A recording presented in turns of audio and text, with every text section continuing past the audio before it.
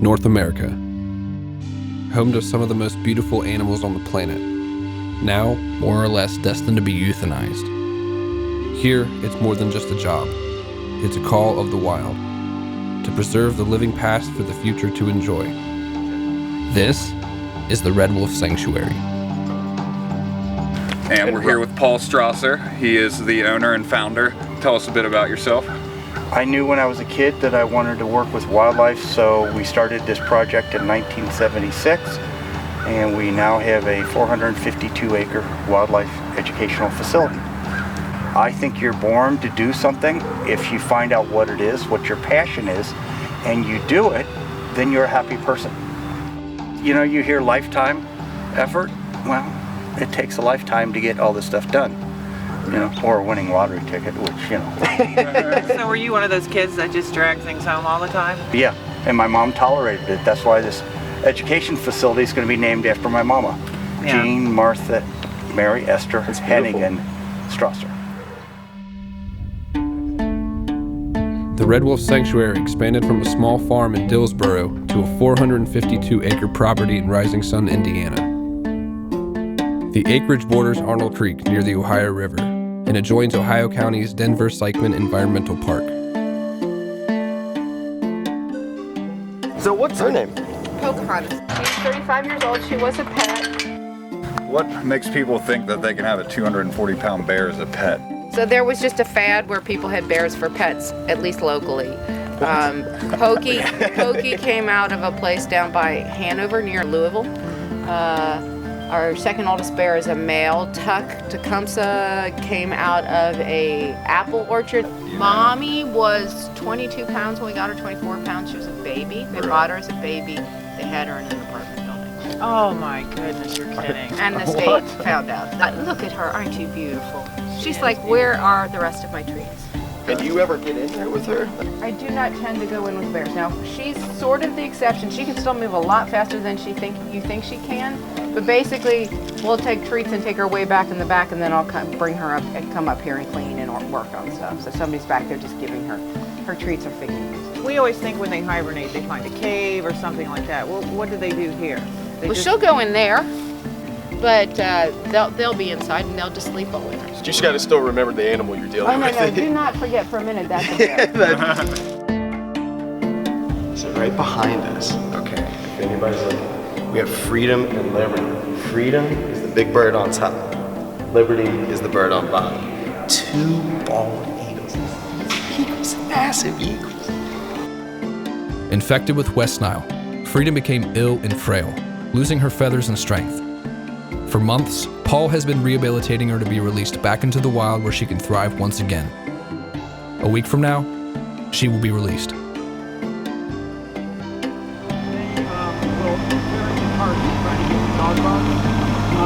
But this is what we call dinner and a show. Those are the wolves. Oh, you're beautiful. Look at you. These wolves were actually born in Minnesota. Okay. What we need for wolves is animals that are pure. Wolf hybrids, we don't deal with them because wolf hybrids are schizophrenic.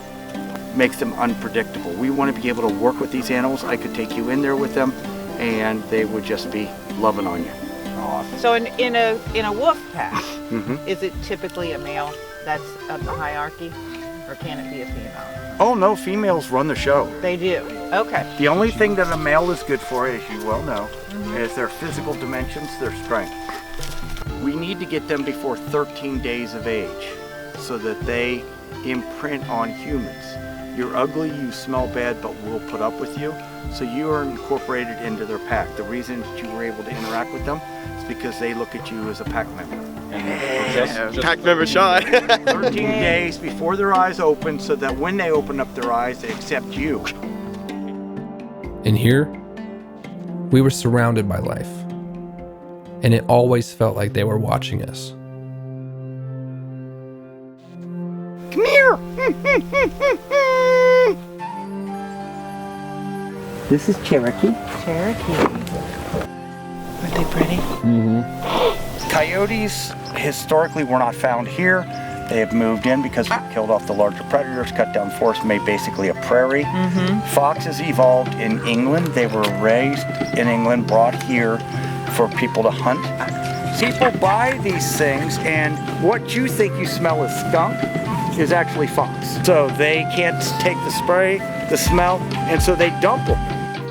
What's the satisfaction when you see somebody, like a young kid comes in and you see that passion continue on?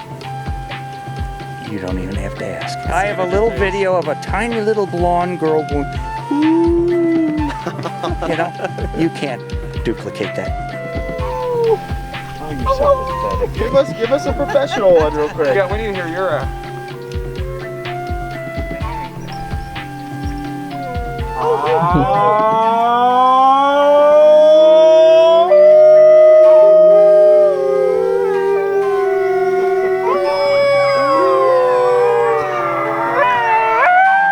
What did we just start?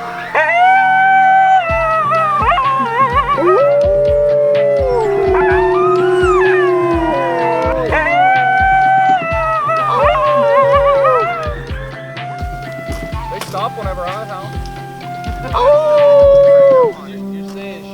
The vast majority of what we're trying to do is to get people to understand that without habitat, nothing is going to survive. Okay. If you think about it, the United States is a large enough contiguous land mass that you had climates, you had seasons that allows us to thrive. But if your son or someday grandchildren say, Grandma, I would like to go see a whale. I would like to go fishing where I could eat the fish. I would like to see a bald eagle fly. And you have to say, no, we can't, because we were too lazy to protect it. That is why we're doing this. 452 acres of habitat. Nothing lives on Walmart's parking lot Right, unless it's wearing spandex right. or pajama bottoms with flip-flops.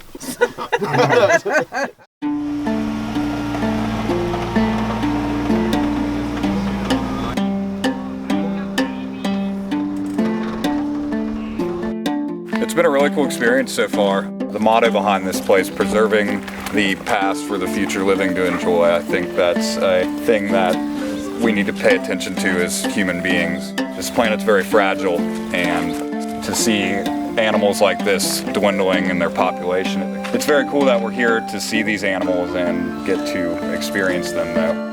I just think it's beautiful to see like how Paul does with his wife, where they started this back in 1976, and just ever since then have kept striving for it. We do it for a passion, and I could see the burning passion when I see Paul and I see his wife. I see that passion they built, and you could see it within the animals as they respond to his commands.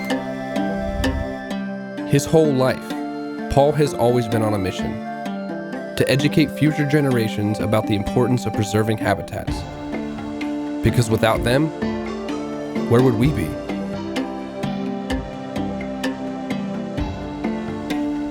We're back today. Freedom's going to be released. She's been in a flight chamber all week, and I think she's actually been in there for roughly about a month now in a practice mode to actually repair her wing and get her ready to be released today. So they've been trying to rehabilitate this eagle for a long time, and now, you know, it's finally ready to go back into the wild. And what a better place to go back in, you know? Does not sound happy.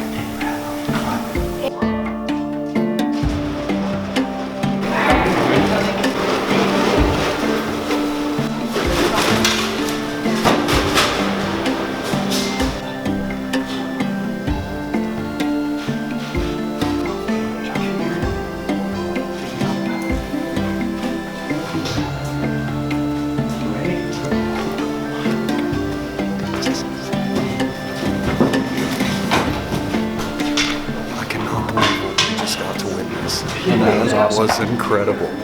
Oh my God.